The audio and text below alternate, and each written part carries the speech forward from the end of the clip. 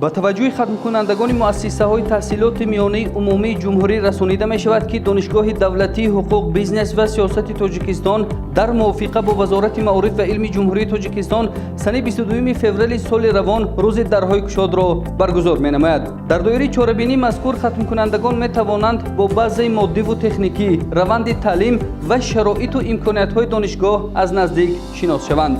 همچنین در روز درهای کشاد آزمون جمهوریوی ختم کنندگان بالای خط دایر کرده می شود که داوطلبان می توانند دانش خود را از روی نمونه سوالنامه های سنجشی مرکز ملی تستی نزد پرزیدنت جمهوری تاجیکستان پیشکی سنجند. ختم کنندگان منطقه های دوردست مملکت در آزمون مذکور طریق اینترنت آنلاین تست با واردشوی به سامانه scart.tcu.lbp.tg اشتراک نمایند. غالبان با کامپیوترهای فردی و دیگر تحفه‌های خاطروی ریاست دانشگاه سرفراز می‌گردند. مرحمت بر روز درهای کشاد و آزمون ختم کنندگان بالای خط به دانشگاه دولتی حقوق بیزنس و سیاست تاجیکستان.